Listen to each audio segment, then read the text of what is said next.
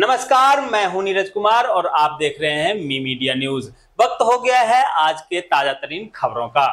बिहार की महागठबंधन सरकार के लिए आज का दिन काफी अहम है, क्योंकि पटना हाईकोर्ट से जाति जनगणना को हरी झंडी मिलने के बाद नालंदा के रहने वाले अखिलेश कुमार ने इस मामले को लेकर सुप्रीम कोर्ट में याचिका दाखिल की है, जिस पर आज सुप्रीम कोर्ट में सुनवाई होगी। अब देखने वाली बात यह है कि क्या सुप्रीम कोर्ट पटना हाईकोर्ट के आदेश को बरकरार रखती है या फिर जातिगत जनगणना पर रोक लगाया जाता है।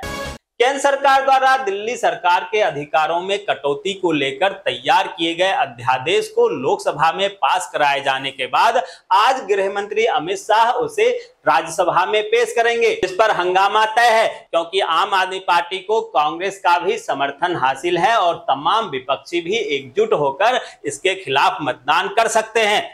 झारखंड के डुमरी में होने वाले उपचुनाव को लेकर मुख्यमंत्री हेमंत सोरेन आज एक बार फिर से बोकारो के दौरे पर रहेंगे, जहां वे चंद्रपुरा प्रखंड के तारा नारी सिंचर बाजार के कार्यक्रम में शिरकत कर कार्यक्रम को संबोधित करेंगे। एनटीपीसी ने उत्पादित बिजली की मांग घटने से एक साथ 3 इकाइयों को बंद कर दिया। इसके साथ ही 3 इकाई बंद होने की वजह से उत्तर प्रदेश के अलावा उत्तराखंड, राजस्थान, दिल्ली, पंजाब, हरियाणा, चंडीगढ़, हिमाचल प्रदेश और जम्मू कश्मीर में विद्युत सप्लाई पर सीधा असर पड़ सकता है। पीएम नरेंद्र मोदी ने वीडियो कॉन्फ्रेंसिंग के जरिए पंजाब के कोटपुरा के रेलवे स्टेशन के पुनर्विकास का शिलान्यास किया। बता दें कि अमृत भारत स्टेशन योजना के तहत 23.5 करोड़ की लागत से इस स्टेशन का पुनर्विकास किया जाएगा।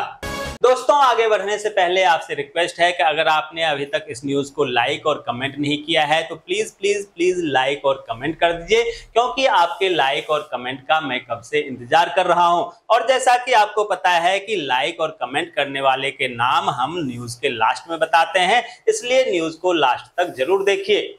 समान नागरिक संहिता के विरोध में राष्ट्रीय आदिवासी एकता परिषद ने आज भारत बंद का ऐलान किया है। परिषद का कहना है कि समान नागरिक संहिता आदिवासियों के हितों को चोट पहुंचाने वाली है और यह आदिवासियों के मूल पहचान को भी प्रभावित कर सकती है। पीएम नरेंद्र मोदी आज राष्ट्रीय हथकरघा दिवस समारोह का शुभारंभ करेंगे। इस कार्यक्रम का उद्देश्य देश की कलात्मक और शिल्प कौशल की समृद्धि परंपरा को जीवित रखना है। भारत के मुख्य न्यायाधीश DY चंद्रचूड़ की अगुवाई वाली सुप्रीम कोर्ट की पीठ दिल्ली उच्च न्यायालय की खंडपीठ के आदेश के खिलाफ आज बंद पड़ी एयरलाइन गो फर्स्ट की अपील पर सुनवाई करेगी। बता दें कि दिल्ली उच्च न्यायालय की खंडपीठ के आदेश में एयरलाइन के पट्टेदारों को विमान का निरीक्षण करने की अनुमति देने वाले सिंगल जज के आदेश को बरकरार रखा गया था। आज से शुरू होने जा रहा है यूपी विधानसभा का मानसून सत्र, जो 11 अगस्त तक चलेगा। इस सत्र के हंगामेदार रहने के आसार हैं, क्योंकि विपक्ष महंगाई सहित कई मुद्दों पर राज्य की योगी आदित्यनाथ सरकार को घेरने की तैयारी में जुटेगी। हरियाणा के नूह में धीरे धीरे हालात सामान्य होने लगे हैं, जिसके मद्देनजर प्रशासन ने आज भी कुछ घंटे के लिए कर्फ्यू में ढील देने का फैसला लिया है, जहां आज सुबह 9 बजे से दोपहर 1 बजे तक लोगों को आवाजाही करने की छूट दी जाएगी। गुजरात बीजेपी के प्रदेश महामंत्री प्रदीप सिंह बघेला ने इस्तीफा देने के बाद कहा कि उन्होंने पद छोड़ने का निर्णय इसलिए लिया है क्योंकि उनकी छवि को बिगाड़ने की कोशिश की जा रही थी। उन्होंने आगे कहा कि अगर पार्टी अनुमति देती है तो वह कुछ लोगों के खिलाफ केस दर्ज कराएंगे। इसे लेकर निष्पक्ष जांच होने की मांग की गई है। बघेला ने अपनी सोशल मीडिया प्रोफाइल को भी बदल लिया है और प्रदेश महामंत्री के जगह बीजेपी कार्यकर्ता लिख दिया है। राजस्थान में महिलाओं पर हो रहे अपराध को लेकर सीएम अशोक गहलोत घिरते नजर आ रहे हैं, जिसके बाद अशोक गहलोत ने सरकार का पक्ष रखा और कहा कि जोधपुर और भिलवाड़ा में दरिंदगी की जो मामला आई है उसके प्रति राज्य सरकार बेहद गंभीर है। इन दोनों ही मामलों में आरोपियों को तुरंत गिरफ्तार कर लिया गया है और जल्दी से जल्दी जांच पूरी करके चालान पेश करने के निर्देश दिए गए हैं।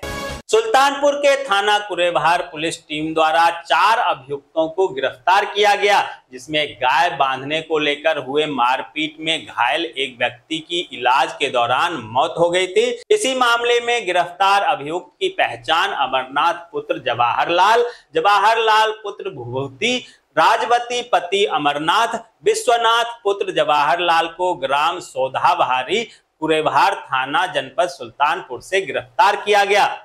महाराष्ट्र के अहमदनगर जिले के राहुरी में लव जिहाद के बढ़ते मामले के खिलाफ हिंदू समाज द्वारा जन आक्रोश मार्च निकाला गया, जहां हिंदू धर्म की लड़कियों को धर्मांतरण में फंसाकर अन्याय होने के कारण महाराष्ट्र विधानसभा के एमएलए नितिन राणे, अहमदाबाद के एमपी डॉक्टर सुजय विखे के नेतृत्व में मार्च निकालकर लव जिहाद कानून बनाने की मांग की गई। इस मौके पर मार्च में 30 से 40 हजार हिंदू भाई बहन एकत्रित हुए थे।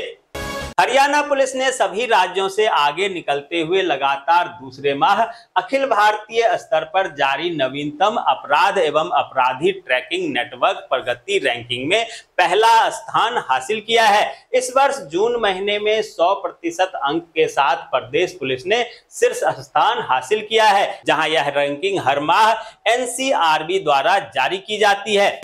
उत्तराखंड सरकार ड्रोन को भविष्य की संभावनाओं वाले प्रमुख क्षेत्र के रूप में देख रही है। इस क्षेत्र में 10,000 युवाओं को रोजगार देने का लक्ष्य रखा गया है। इस कड़ी में प्रदेश सरकार ने ड्रोन के क्षेत्र में निवेश करने वाली कंपनियों को पहले से ही प्रशिक्षित मानव संसाधन उपलब्ध कराने के लिए ड्रोन पाठ्यक्रम के 3 माह और 6 माह के डिप्लोमा कोर्स कराने का निर्णय लिया है।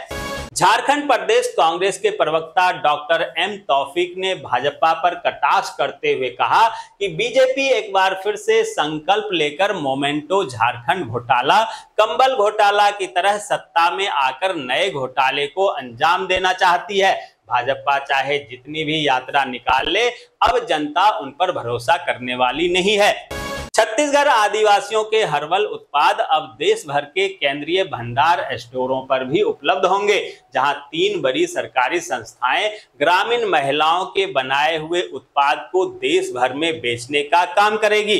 इसके लिए छत्तीसगढ़ राज्य लघु वनोपज सहकारी संघ IIM रायपुर और केंद्रीय भंडार ने छत्तीसगढ़ हर्बल को लेकर एक MOU हस्ताक्षर साइन किया है।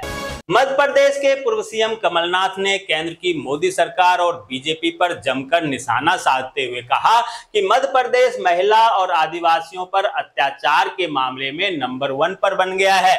उन्होंने केंद्र सरकार से सवाल किया कि मणिपुर पर बात क्यों नहीं करते।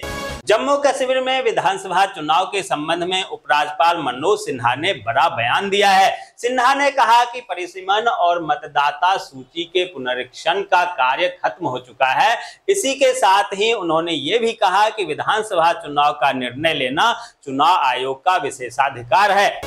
पश्चिम बंगाल में विपक्ष के नेता शुवेंदु अधिकारी ने सत्तारूढ़ तृणमूल कांग्रेस पर भाजपा कार्यकर्ताओं के खिलाफ झूठे मुकदमा चलाने का आरोप लगाया, जहां विधायक ने कहा कि वह 2021 विधानसभा चुनाव परिणाम की घोषणा के बाद से उनके और अन्य पार्टी कार्यकर्ताओं के खिलाफ लगाए गए झूठे मामलों की प्रमाणित प्रक्रिया एकत्र कर रहे हैं। महाराष्ट्र के डिप्टी सीएम अजीत पवार ने कोऑपरेटिव सोसाइटी के पोर्टल के लॉन्च के अवसर पर अमित शाह को लेकर एक बड़ा चौंकाने वाला बयान दिया।